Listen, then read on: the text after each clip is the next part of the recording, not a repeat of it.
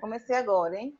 Então, vamos lá. Eu vou compartilhar a tela. Se vocês clicarem aqui no bonequinho que tem os participantes, vocês podem levantar a mão, tá? Então, quem quiser falar, levanta a mão. Ou então escreve no chat, porque a gente está com o áudio de todo mundo desligado. Todo mundo está vendo a tela? Já compartilhei, tá bom?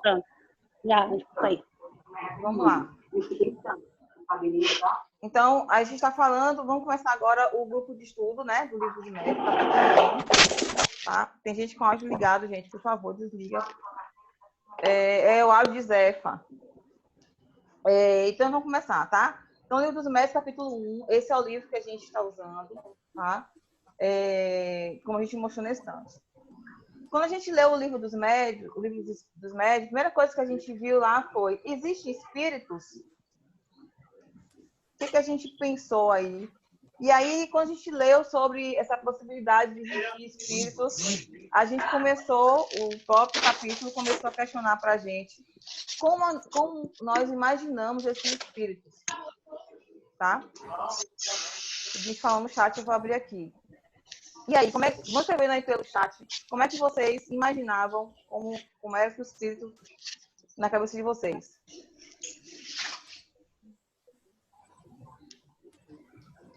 O áudio tá ruim, é porque, Geisa, tem muita gente com áudio ligado, e aí tá dando microfonia. Para mim também tá muito ruim o áudio. Bom, e aí, gente, vamos falando pelo chat. Como era a relação de vocês com a questão dos espíritos? Participar no chat. O espírito é energia? Não, Michele. A pergunta é, quando você era menor, quando você via as questões dos espíritos, como é que você se identificava? Shirley falou que tinha medo de espírito. Lorena é corajosa, falou que não tinha medo de espírito e que não fazia diferença para ela. Eu tinha medo, tá, gente? Ainda mais que eu comecei a ver essa galera aí muito cedo. Então, a gente tinha um medinho quando via que tinha, né, o espírito. Então, minha relação com a questão dos espíritos era uma relação de medo mesmo, né? E até porque a gente tinha aquela coisa de, olha, vai te pegar, né? Então, para a gente ficar quietinho, a galera botava um pouquinho de medo na gente. Michelle está aqui dizendo que era uma amiga imaginária. É mole. Gente, tá com o áudio ligado a alguém. Amiga imaginária não queria não, viu, Michele? Então, vamos lá. Ivana, você vai fazer essa mediação aí no chat, por favor, que eu vou fechar aqui. Então, vamos lá. A primeira coisa que a gente viu quando a gente pegou o capítulo, estou com uma lentidão aqui para poder passar, foi: existe um princípio inteligente fora da matéria? É uma pergunta, tá, gente? O que é que o povo está falando aí, Ivana? Tem gente que está tentando desligar o áudio. Zefinha. E aí, gente? Agora eu queria que os alunos de Proivana falassem aí, porque os alunos de Proivana, nós tivemos uma aulazinha aí sábado. E Ivana falou sobre isso. Ó a pegadinha da Projace aí. E aí, gente? Se manifestaram, Ivana, essa entidade aí? Rafael diz que Deus é o princípio inteligente fora da matéria. Ah, mas a pergunta é espírito em geral. A gente não chegou em Deus, não. Existe princípio inteligente fora da matéria? Ivana falou isso sábado pra gente. Eu falei. Ninguém prestou atenção, hein? A gente faz o quê? Não responde, deixa o povo aí. Shirlene respondeu que sim. Sim, mas sim, que resposta mais sem graça. Henrique acha que sim. Acha. Então, não... Zefa, desliga seu áudio, Zefa.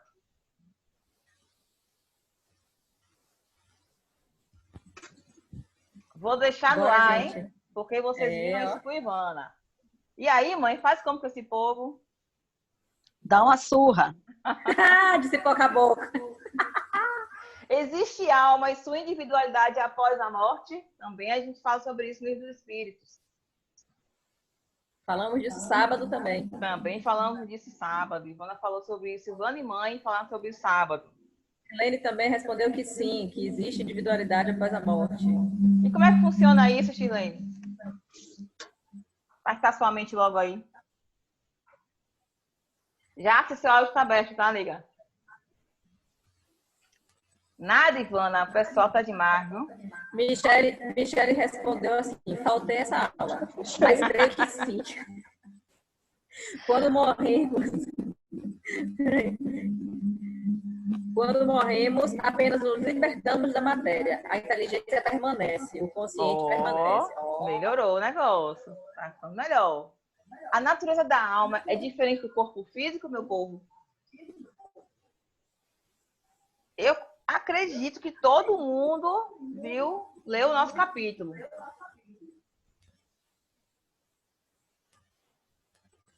Nada, né? Que tristeza. Você respondeu sim. E Anne também respondeu sim. Ah, mas esse sim ele tá sem graça. Eu quero respostas mais... Sim, etérea é mais leve. Pronto. Agora vamos lá. A gente viu no livro, tá? No capítulo, quem leu o capítulo, que sim, a gente tem um princípio de a gente fora da matéria, e a gente está falando da alma, tá? E aí, essa alma, ela tem a sua individualidade. E aí a gente vai começar a entender um pouquinho como é que existia essa visão dessa alma, né? Como é que a gente começou a entender, ou pelo menos tentar entender como é que essa alma, como é que acontecia essa relação aí após a morte. Então, a natureza da alma é diferente do corpo físico, e aí, depois que que eu dei essa deixa aí, o corpo físico e a alma, eles são diferentes? É a mesma coisa? Como é que vocês já param para pensar nessa relação? Como é que essa relação acontece? Já falando de Henrique dá uma mediunidade. resposta aqui. Diga. Henrique falou assim, acho que a matéria é uma espécie de adereço do espírito.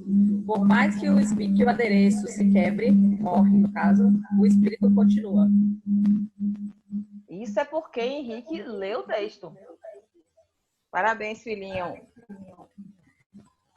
Então, exatamente. O capítulo fala... E ele disse que a alma anima o corpo. A alma anima o corpo. Gostei. Então, toda alma é penada.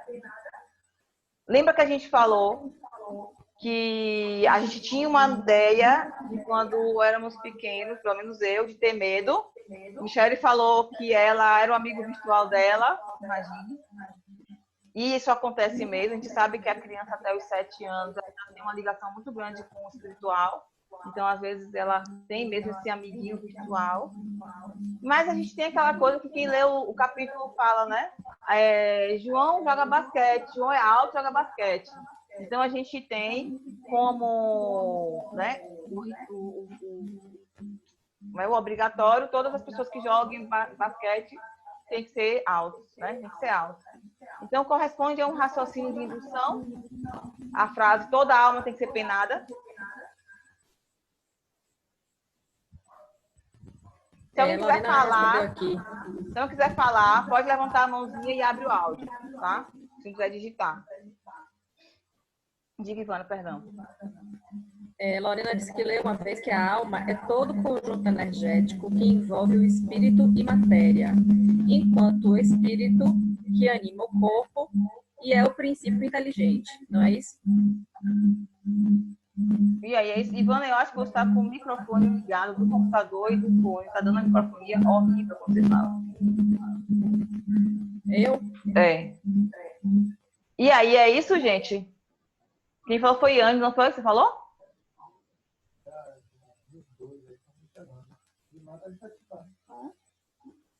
Mais alguém quer falar alguma coisa? Então, vamos lá. Então, se a gente pegar o nosso capítulo, bem no iniciozinho dele, ele fala que a gente primeiro questiona se existem espíritos, qual é a minha relação com esse espírito, se ele é, de fato, o princípio inteligente, né, foi fora da matéria. Então, a gente tem alma, que é individual, é algo que é inerente ao meu corpo físico. Então, como Yane falou, meu corpo físico, ele é um adereço, né, como a gente falou. E toda alma não é penada. A gente não tem aí essa indução. Tem vários áudios ligados agora, tá, gente? Ivana, desliga esse áudio, por favor. E que essa alma não pode ser penada. né? A gente não pode ter essa indução que toda alma ela tem que ser penada. Beleza? Então vamos lá. Aí, para poder ficar mais gostosa nossa discussão, eu trouxe para a gente pensar como é que as pessoas começaram a entender, ou pelo menos a tentar entender essa relação de alma, e eu trouxe um pouco de filosofia, né? A gente pensa que é algo que apenas os espíritas, ou algo que, né, apenas a pessoa da Umbanda, do Candomblé, a alma é um tema só entre nós. Na verdade, não. Então, eu fiz um levantamento e a gente verificou o seguinte: para Sócrates, o homem é sua alma, é o psique, que é a mente, né? Sócrates, ele achava que o psique do homem estava relacionado à sua alma. Ivana, desliga seu áudio, Ivana, por favor. Vou derrubar você, Ivana. Obrigada. Então, para Sócrates, a alma, o homem tem o seu psique, tá? Então, a alma é o psique do homem. Então, o corpo, ele é somente o instrumento dele. É aquilo que alguém falou aí, tá? Então, se não é o fone de Ivana, tem alguém com o fone ligado no microfone. A gente tá muito ruim o seu áudio. Então, o corpo, ele é somente um instrumento. Então, Sócrates acreditava que a alma se apresenta como uma substância imaterial, não composta e distinta do corpo material. Quem tiver alguma dúvida, quem não entendeu nada que o Sócrates falou, levanta a mãozinha. É só clicar ali onde tem os participantes, que eu consigo ver quem está falando.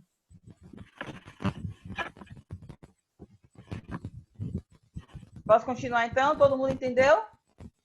Então, Sócrates, ele pensava que a alma era o psique e que o corpo era somente o instrumento dela. Tá? Indo um pouquinho para Platão, ele traz para a gente no livro República que concede o homem como corpo e alma. Então, Platão entendia que o corpo modificava-se e envelhecia, como a gente, né, percebe.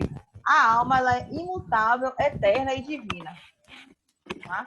A gente tem 10 minutos, tá? A gente vai cair daqui a pouquinho Mas eu vou terminar esse slide para a gente começar outro slide. Então, Sócrates dizia pra gente que a alma, o homem e sua alma era o psique, e Platão ele dizia, não, peraí, o corpo ele vai envelhecer, a alma ela é eterna, divina e imutável. Indo um pouquinho mais para Aristóteles, os homens não são os únicos a serem almas, então o Aristóteles ele abre pra gente o pensamento de alma, né? Ele traz pra gente que todo ser vivo possui uma margarida, um molúsculo, enfim, qualquer ser vivo, seres mais complexos, né? Não apenas seres mais simples, mas seres mais complexos também possuem alma. Isso na visão de Aristóteles. Na visão de Kant, que consta que na sua obra Crítica da Razão Prática, tá? Kant vem dizendo para a gente sobre a imortalidade da alma. Então, se a gente parar para pensar e fazer uma relação, Platão, Sócrates, Kant, Aristóteles, eles vão tendo pensamentos meio parecidos com relação à alma, né? Então, aquela alma que a gente via desde a infância como algo que tem que dar medo, né? Ou o amiguinho virtual, ou indiferente, foi estudado, foi avaliado por grandes pensadores, né? E como é que essa alma vai se relacionar com o meu corpo? Nietzsche, ele traz para a gente que, no seu livro A Alma em Nietzsche, que há de se respeitar o corpo. Isso aqui eu achei muito legal. Já que haveria uma dicotomia entre este e o espírito. Então, ele traz a dicotomia entre o corpo e a alma, o espírito, né? Que tem uma diferença entre alma e espírito, mas a gente vê isso. Porque o corpo é espírito e vice-versa. Então, Nietzsche fala pra gente, se o meu corpo está relacionado com a minha alma, então é necessário que eu cuide do meu corpo. Então, por isso, para Nietzsche, ele tinha a visão de que o corpo, ele pensa, ele tem inúmeros modos de pensar. Então, repare como a filosofia ela é ligada ao nosso estudo. né? Então, não dá para a gente estudar o espiritual sem, em algum momento, cair no mundo filosófico. Porque os pensamentos que nós, né, questionamentos, perdão, que nós temos hoje, já existem há muito tempo. Ah, Jácia, mas às vezes é muito absurdo o que eles trazem para a gente. Mas, através desses absurdos que eles trouxeram para a gente, alguns acham absurdo, outros nem tanto, foi que nós começamos a avaliar e discorrer mesmo, e pensar, pô, mas será que é imortal? Para onde vai essa alma? O que é que vai acontecer depois? E o corpo? Mas o corpo acabou. Será que eu posso conversar mesmo sem o corpo com outros seres? Será que e o livro, e o primeiro capítulo do livro fala isso. Será que esse contato que eu tive minha vida inteira com meu pai, com minha mãe, com meus irmãos, com minha família, eu não vou ter nunca mais? Mas se existe uma relação de almas, existe uma relação entre as nossas almas, porque a partir de agora é o fim. Então a gente vê que no finalzinho do capítulo, né, ele traz a visão dos céticos, aquelas pessoas que não acreditam, que não vai ter mesmo, o fim é fim mesmo, acabou. Alguém quer falar alguma coisa? Eu vou abrir esses 4 minutos que a gente tem para se alguém quiser falar alguma coisa, que aí eu vou fechar a sala para a gente entrar na outra sala e aí falar mais sobre o assunto. Alguém? Alguém? Ninguém, gente? Mãe, quer falar alguma coisa, mãe? Iane pediu. Fala, Iane.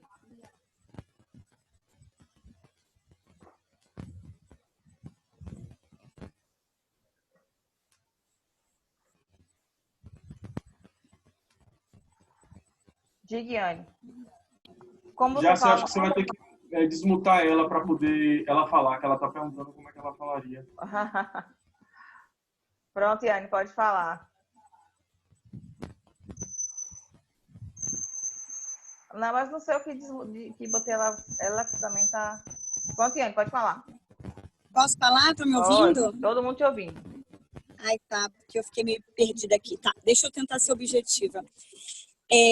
Eu penso que pela abordagem na filosofia, os filósofos, desde os mais antigos até os mais contemporâneos, eles tinham uma abordagem da alma, só que um pouco diferente da abordagem kardecista.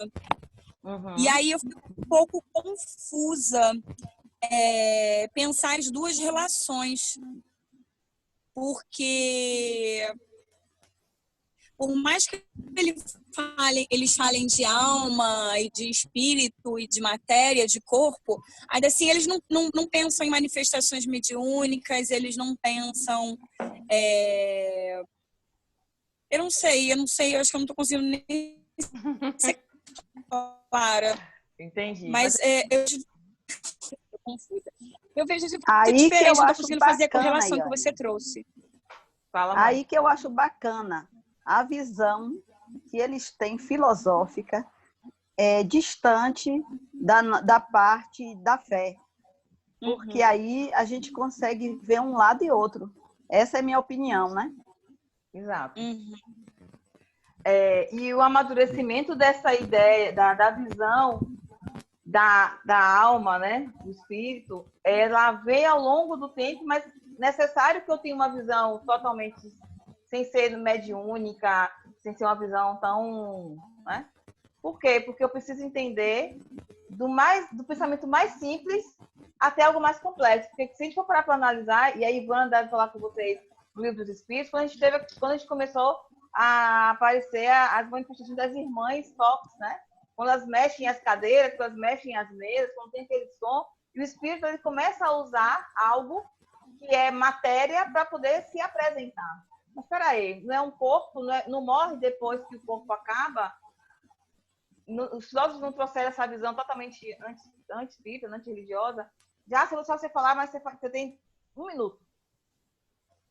Não, eu ia falar o seguinte, a gente tem que lembrar que o próprio Kardec, ele era muito cético. Então, ele fez toda essa obra kardecista, ele falou sobre os espíritos de uma forma fantástica, e ele mesmo não era uma pessoa de fé, ele não era uma pessoa religiosa, pelo contrário, ele era um cientista, ele era um pensador da época. Então, tudo isso complementa, todas essas visões, na verdade, são complementares. Jace, fala, Jace. A gente vai cair, tá, gente?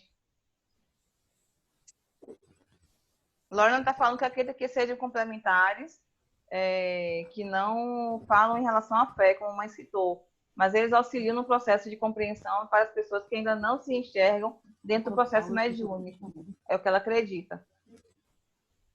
Beleza? Mais alguém quer falar alguma coisa? E a gente vê a importância de que, de um lado, pessoas com pensamento só filosófico e, do outro lado, pessoas, né, que somam o conhecimento que leva a uma fé racionada. A fé racionada, exatamente. Então, gente, nós somos 37, tá? Estou encerrando aqui agora, porque a gente está caindo, vai cair um minutinho. E aí vou abrir a próxima sala, tá? Vou jogar na sala do class, do grupo, e para os consulentes que estão aqui assistindo, eu vou colocar também no WhatsApp, tá bom? Aí vocês pegam pelo class também. 2 passos para levantar a mão. Quem levantou a mão foi Jace, e mais alguém que não estou conseguindo enxergar quem é. Segura aí a pergunta, que é rapidinho. Eu já vou abrir aqui a sala e a gente continua. Tá bom, gente? Sai não.